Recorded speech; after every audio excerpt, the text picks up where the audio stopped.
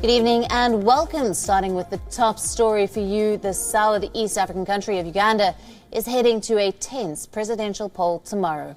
President Yoweri Museveni's 35-year-long seat is being challenged by a music star turned politician in a campaign season marred by deadly violence. Museveni called on Ugandans to vote and said that security forces were ready to defend anyone worried about intimidation by the opposition. At 38, Bobi Wine is half the age of Museveni. Wine said in a statement recently that the 14th of January voting is a protest vote by the youth of Uganda. Campaigning in a flak jacket, Wine urged people to take their destiny into their own hands. We would like to play an excerpt from an interview between Bobi Wine and a Kenyan journalist. While answering a question, Wine abruptly left the interview, claiming that the Ugandan military raided his house and the soldiers were beating his security guards. Listen in. Well, whether or not General Museveni concedes defeat, that is really not our business. Our business is making sure the people of Uganda cast their vote and their voice is clear. Now, just like all dictators who use violence and intimidation and all other, shameful ways of sitting down on the voices of the people, General Museveni has done that. So I'm sorry, even right now as we speak, we are being raided by the military. I have to end the interview because I can see soldiers beating my security guard. I have to go down and give it attention. Campaigning ahead of the vote has been marred by brutal crackdowns on opposition rallies, which have left scores dead. In November, 54 people were killed as soldiers and police quelled protests after Wine was detained. The authorities defend the crackdown as it breaks COVID-19 curbs on large gatherings. Rights groups say the restrictions are a pretext for muzzling the opposition. Uganda has also banned social media just 2 days ahead of the election. The United States condemned the blackout, and the United Nations Secretary General Antonio Guterres urged respect for human rights in the run-up to the presidential election. Museveni quickly slammed all foreign critics and said that nobody outside the country should be lecturing Uganda about what is good or bad for the country.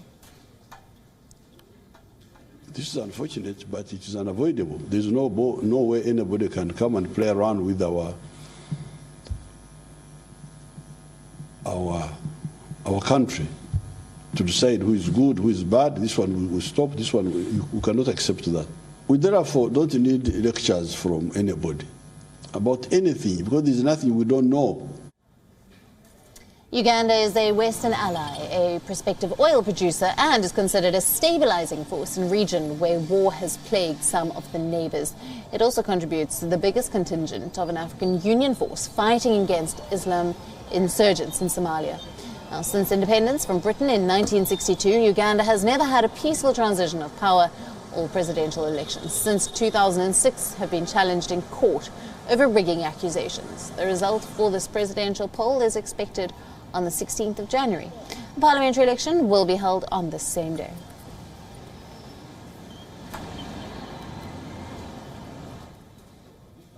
Now, our correspondent Hilary Ayesega is joining us from Kampala in Uganda for more on this.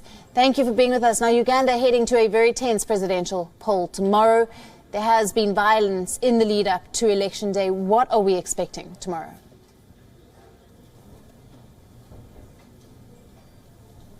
So far, what we're expecting is that the EC has the electoral, that is the Uganda Independent Electoral Commission, has said that they are ready to conduct the polls in a peaceful manner. What we have already seen on the street, security has been beefed up. The military has taken over patrolling the streets, and there is a bit of tension. And we also, what we are seeing is that tomorrow we know people have been called to turn out. Candidates are calling their people to turn out in big numbers to vote. We are also seeing that the internet, on the internet side, like social media platforms have been shut down or suspended, and we are expecting to see, what we are expecting to see is that tension, that tense tomorrow as people come out to vote. Though despite these calls, people say candidates calling their supporters, their people to come out and vote in large numbers. Right, and Hillary, President Museveni is being challenged now by a music star turned politician. The two candidates couldn't be more different. Bobi Wine had said that it is a protest vote by the youth of Uganda. What does this mean?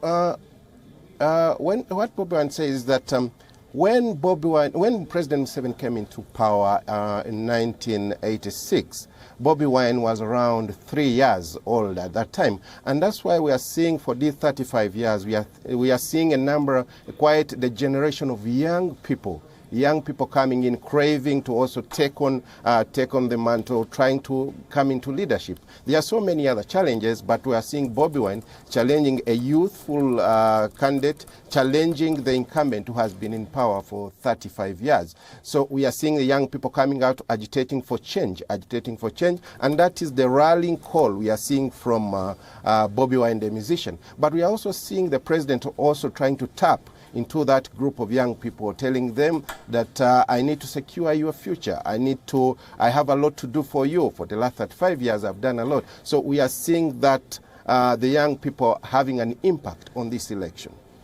Right, and there have been brutal crackdowns on opposition rallies. We saw 54 people killed in November last year as soldiers and police quelled protests, this after Bobi Wine was detained.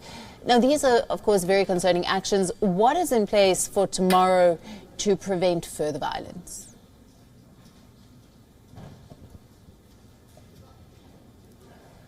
Tomorrow, like I said, there's security is tight. And we have seen security coming out to warn, including the incumbent himself, who yesterday came out to warn those who intend to cause chaos will be dealt heavily with the heavy arm of the law.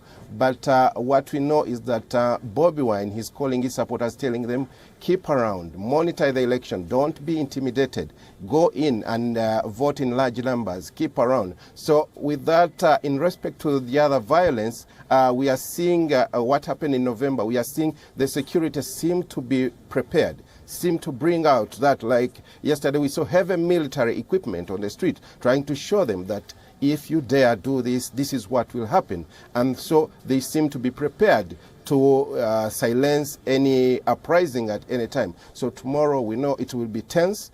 People will come out and vote, but what we expect tomorrow is to see security coming out to stamp its foot, like they have been saying. We shall not tolerate any dissent at that moment. People will have to vote and go home. Don't keep around. That's what we expect to see tomorrow. Hillary, thank you very much for bringing us all the latest there coming out of Uganda. We are now available in your country. Download the app now. Get all the news on the move.